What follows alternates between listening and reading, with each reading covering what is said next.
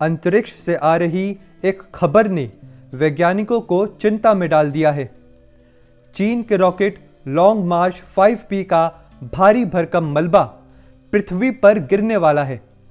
दरअसल चीन अंतरिक्ष में अपना खुद का स्पेस स्टेशन बना रहा है। इसी निर्माणाधीन स्टेशन के लिए जरूरी साजो सामान लेकर यह रॉकेट गया था।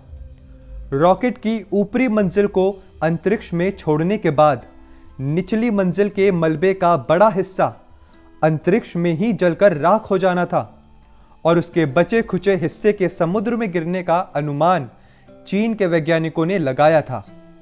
लेकिन यह मलबा चीन के अंतरिक्ष विज्ञानियों के काबू से बाहर हो चुका है। अंदेशा है कि बिना जला यह मलबा पृथ्वी पर कहीं भी गिर सकता है। इसीलिए इक्वेटर से उत्तर की तरफ 41 डिग्री और दक्षिण की ओर 41 डिग्री के लंबे चौड़े इलाके में बसे देश भारी चिंता में हैं कि कहीं यह मलबा उनके ऊपर न गिर जाए। 29 अप्रैल को जब यह रॉकेट चीन से प्रक्षेपित किया था, उस समय इसका वजन 22.5 टन था। रॉकेट ने जरूरी सामान और उपकरण वाला मुख्य भाग तय जगह पर अंतरिक्ष में सफलतापूर्वक छोड़ दिया। नीचे का बड़ा हिस्सा वापस पृथ्वी पर गिरना था। इस हिस्से का आकार 32 मीटर लंबा और इसकी मोटाई 5 मीटर है। मिशन के वैज्ञानिकों का हिसाब यह था कि यह मलबा या तो रास्ते में जलकर ही खत्म हो जाएगा और पूरा ना भी जला तो वह किसी समुद्री इलाके में गिर जाएगा। लेकिन अब हुआ यह है कि दुनिया के दूसरे देशों के वैज्ञानिकों के मुताबिक चीन के वैज्ञानिकों के अनुमान गलत भी साबित हो सकते हैं। इस समय रॉकेट का नीचे गिरता भारी भरकम मलबा अपनी धुरी पर ही बेतरतीब तरीके से चक्कर खा रहा है, यानी वह बेकाबू हो चुका है। यह अब कहीं भी गिर सकता है। चीन के वैज्ञानिकों को अभी भी उम्मीद है कि यह मलबा समुद्र में ही किसी जगह जाकर गिरेगा, क्योंकि पृथ्वी पर 2/3 इलाका समुद्री ही है। और अगर यह जमीन पर भी गिरा तो ज्यादा संभावना यही जताई गई है कि किसी गैर रिहायशी इलाके पर गिरेगा, क्योंकि जमीन पर बसावट की तुलना में गैर रिहायशी इलाका बहुत बड़ा है। कुल मिलाकर चीन के वैज्ञानिकों की उम्मीद संभावनाओं पर ही टिकी है। उधर दूसरे देशों के वैज्ञानिक भी हिसाब नहीं लगा पा रहे हैं कि यह मलबा कब गिरेगा और कहां गिरेगा। इसका कारण यह है कि पृथ्वी की ओर गिरते इस मलबे की रफ्तार और जगह हर मिनट बदल रही है।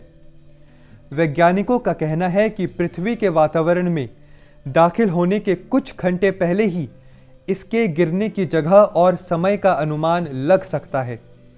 यानी जब तक यह मलबा गिर नहीं जाता, तब तक दुनिया के कमोबेश आधे हिस्से पर अनहोनी का अंदेशा बरकरार है। ऐसा नहीं है कि अंतरिक्ष में भेजे गए इस तरह के रॉकेटों के मलबे इसके पहले न गिरे हों। आज से 40 साल पहले जब अमेरिका की भारी भरकम स्काईलैब ही पृथ्वी पर गिरने लगी थी, तो पूरी दुनिया कई दिनों तक भयभीत रही थी। 11 जुलाई 1979 को पृथ्वी पर गिरी स्काईलैब के पहले कुछ दिनों तक भारत में कैसी दहशत रही थी, उसे याद दिलाने वाली पीढ़ी आज भी मौजूद है। स्काईलैब तो खैर 40 साल पहले की बात है, लेकिन अभी साल भर पहले ही मई 2020 में चीन के ऐसे ही एक रॉकेट का मलबा भी गिरा था।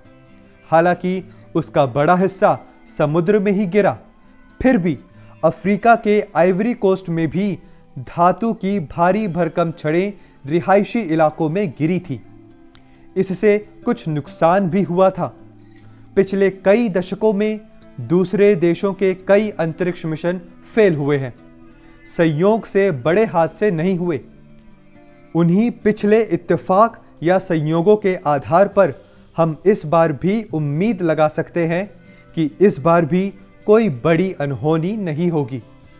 बहरहाल अनंत आकाश से गिरने वाले प्राकृतिक उल्का पिंडों की तरह इस रॉकेट के अनियंत्रित मलबे के हम चश्मदीद ही हो सकते हैं, कर कुछ नहीं सकते। फिलहाल बस इंतज़ार कर सकते हैं कि यह मलबा किसी सुरक्षित जगह गिरे और भय व अनिश्चय का माहौल खत्म हो।